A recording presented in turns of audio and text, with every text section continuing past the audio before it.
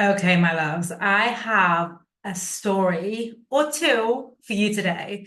And if you do not love traveling, this is going to not make you feel any better about it. And if you do love traveling, it might make you have some thoughts. I am someone who loves traveling, and still this pushed me to my limits and then pushed me to my limits again and kept going until I realized maybe my limits were bigger than I admitted or expected. So, so by the time you're listening to this, it will have been more than a week since I went, but I recently went to the US. I traveled to Hartford, Connecticut. I took a solo trip and I was going to go speak at a conference and I was going to be part of a retreat. And you guys know, I mean, we're hosting our retreat this September. Those kind of in-person, immersive experiences for me are the ultimate time hack. And also just what I love spending my time doing. I love experiencing pockets of like immersion with a micro community, connecting, talking, collaborating, and having those in between conversations. So even though this was not a 2 hour train ride or even a 5 hour flight or even a 9 hour direct flight, I would take that. I was all in for the experience.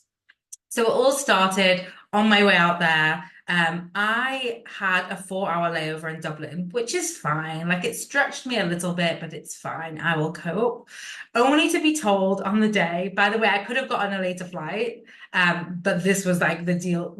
These two flights were put together. This was the option presented to me. And I thought I'd rather be a little bit early than late and miss my connection.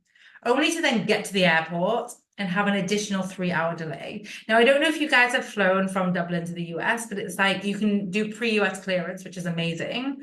And it's like this tiny strip with nothing going on in it. So that felt like a very stretching experience, especially because I woke up at 4:30 after being woken up in the night, my little one's having nightmares and then getting up at 4:30 to go to the airport, to get on a short flight to Dublin, to then hang around there for 7 hours.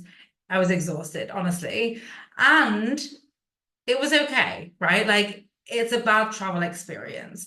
Now, coming back, if you're already like, whoa, I would not do that, then just brace yourself. And by the way, I'm going to be weaving in lessons. It's not just me complaining. This is where I'm submitting my formal complaint to the airline. No, it's me weaving in lessons, particularly on the way back. So I booked my flight home and I got a notification the day before that it was cancelled and that someone would be in touch. But you know me, I jumped straight on the call to speak with them to book another flight. And I managed to book another flight until I went, all was great, right? Until I got to the airport the next day for my 2 p.m. flight and went to the check-in desk and was told that I was not booked on this flight. Now, that wouldn't be a massive problem if I was flying like New York to London or LA to London or even Manchester, New York. But I was flying Hartford, Connecticut to Manchester. And let's just say there's not a lot of flights that go that route. So I called the airline that I booked with, and they said it's showing up on our system. And I'm stood in front of Delta, who they booked the new flight with, and they're saying, well, it's not showing up on ours. So imagine the experience of being told that we've essentially on the customer service line, I was told we've done everything right. It's showing up on our system, even though they didn't have a booking confirmation for me. They swore that it had shown up. Now the problem is the airline that I booked with didn't have a help desk because they normally had one flight a day going from this airline. And then that flight was cancelled for the day. So no one was there to actually support me in person. I had to go down and borrow someone's phone, like their personal mobile from the information, to call, to be on the phone for an hour and a half. Bless this sweet guy who came up with me and the lovely woman at Delta who was so supportive because there was no customer service for me as a client in the airport. There was no option. Now, in the meantime, I'm being told they can get the woman at Delta is helping me. They can get me back to Manchester. It's going to require 4 flights. I'm going to go to Chicago to Minnesota to JFK, back to Manchester, and I'll get back 2 days later. Or I'm being told on the phone that what I can do is just skip 2 days because the next flight was full and just go back on the flight 2 days later, which means I get home 3 days later. So neither of these options were options that I was willing to take. And I think so often when we're in that situation, it's so easy to believe it when someone says to us, this is the first lesson, finally got there, guys. But it's so easy to believe when someone says to us, this is your only option, to say, okay, this is my only option. Which one of these two? And on the phone, I was being pressured. Do you want to take this or not? I have to go. I have to get off the phone. Do you want to take this or not? And I said, if you are asking me to answer now, the answer is going to be no. Like the answer will be no. And I'm sure that there's something else that we can do. Now, I was looking on a map and I knew that we weren't far from JFK. So I asked, like, this is, by the way, I'm confining this. This is like 2-3 hours situation of going back and forth, left and right. There's nothing we can do. This is your only option. 4 flights, this flight, waiting to hear what else they could do on the system and searching and this and that. By the way, it turned out that they'd booked me on a flight at 11 a.m. from Hartford to Chicago, and then a flight from Dublin to Manchester the following morning. No way to get from Chicago to Dublin.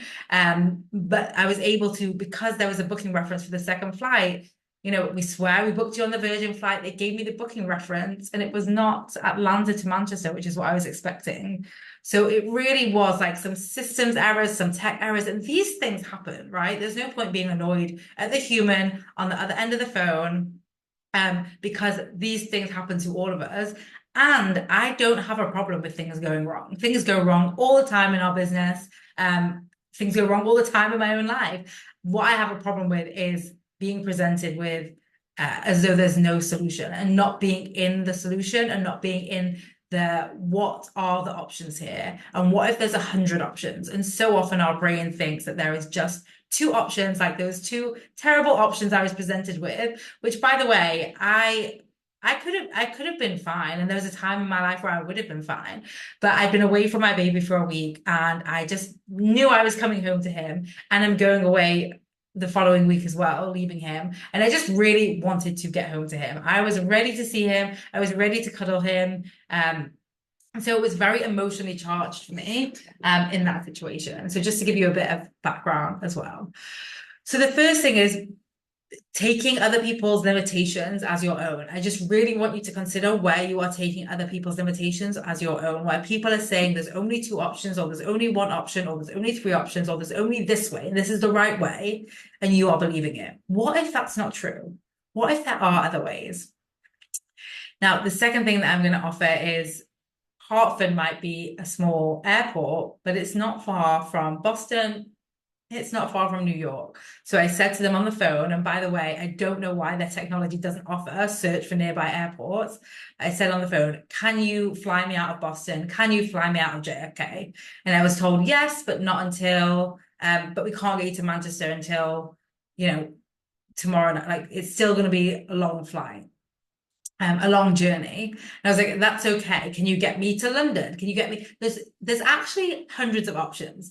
Can you get me from Hartford to London? Can you get me from JFK to London? Can you get me from Boston to London? Suddenly, things are looking up. Suddenly, there are a lot more options. I asked them, would you pay for my Uber to one of these places? Because guess what? I didn't have an American SIM. I didn't want to be getting public transport, losing signal, and end up who knows where, without any way to get to an airport, to a flight that I would no doubt miss.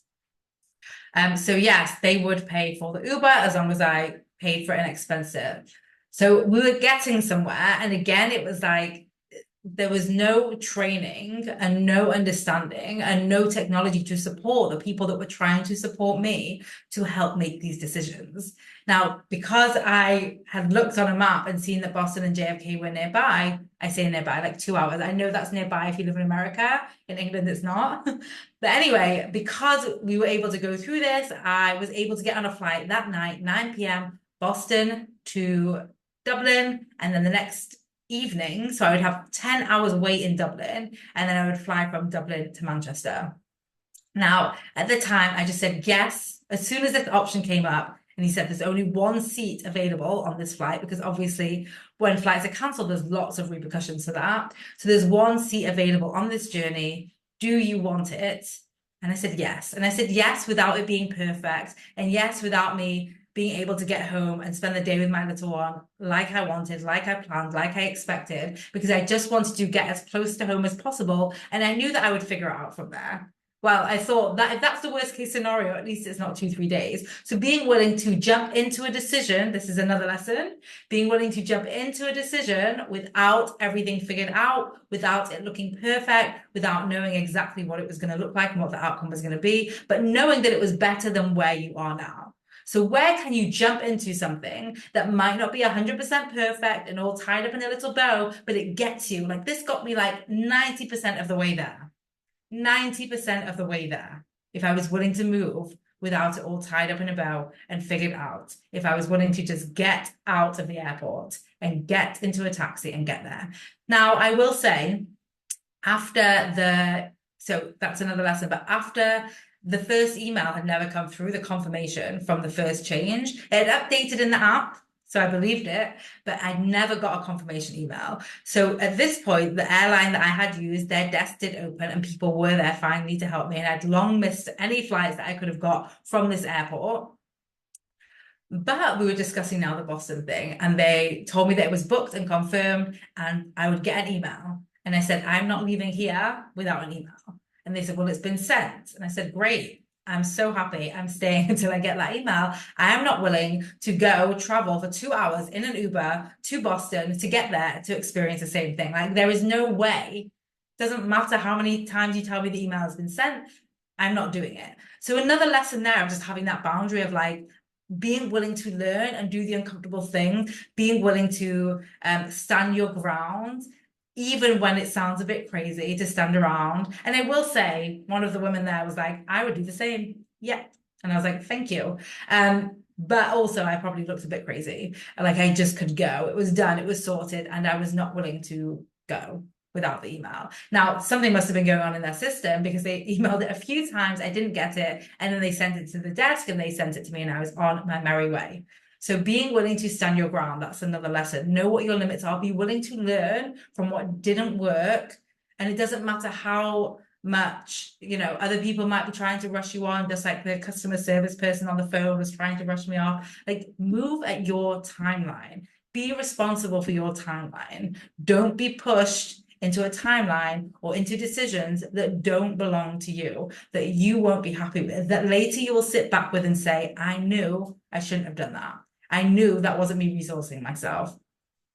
And by the way, I just want to also comment on the inefficiencies of, it ended up so many of us, then I was speaking to other couples and other people who were also going to Boston, and there was no idea to set up a minibus or any kind of transport. Everyone's going in their own separate Ubers, taking this journey to Boston or to JFK or to, I'm sure people were going to other places to go and get a flight. And there was no thought of this is just an interesting thing that I think for us to think of is when things don't go to plan, when things aren't looking like we originally intended, do we have to just drop, right? If this was my business and the flight was cancelled and operationally the plane couldn't take off, do we just drop or do we take a moment to think about what's the most effective way to do this? How can we do this without it just costing however many Ubers and creating a really terrible experience? How can we make this as good an experience as possible given the situation? And by the way, I cannot help but think that the idea for the Uber came from me. It was not offered to me. But when I mentioned it, they said, yes, we've done this before. So again, just thinking about that customer service experience, I will do everything I can to avoid flying with this airline again. I really will. And the flights were fine and everything was fine, but it was this experience. I didn't feel supported. I felt rushed. I felt hurried. I felt alone. I felt stranded. It was just not a great experience compared to, like I said, even the Delta desk where there was someone helping me, really patient with me, really supportive of me. They were on the phone for an hour with someone else who was researching all their partners to see which flights I could get where to get me out of there. So we're coming up to the last lesson. Thank you for bearing with me. And if this feels like a lot for you to listen to, imagine what it was like for me to be living. It was no fun.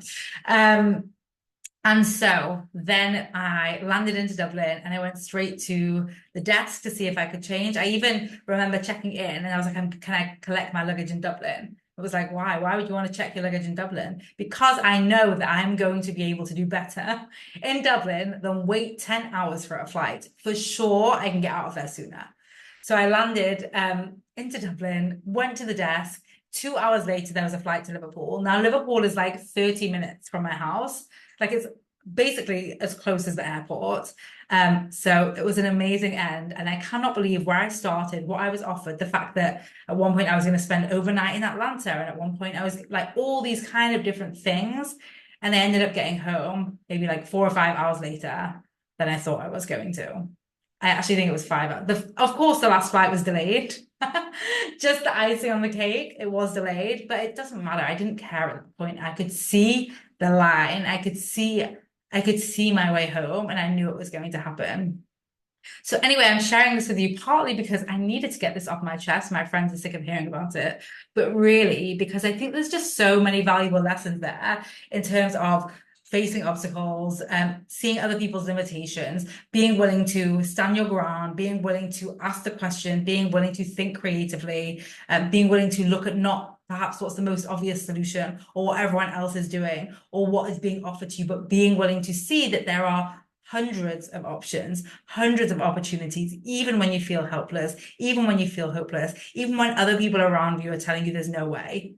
There are ways. There are so many ways. In the end, I'm sure I was saying I could fly into London. I'm sure I could have got a car to JFK and gone to London. Like all these different opportunities opened up with that one simple switch of getting in a car and a willingness to get in a car and not just go plane to plane. So I share this with you. I hope it's inspired you.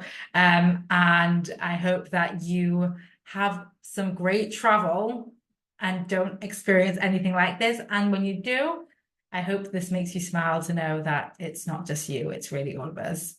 So that's it from me. I am wishing you a wonderful week, whether you are traveling this summer or not. Okay, bye.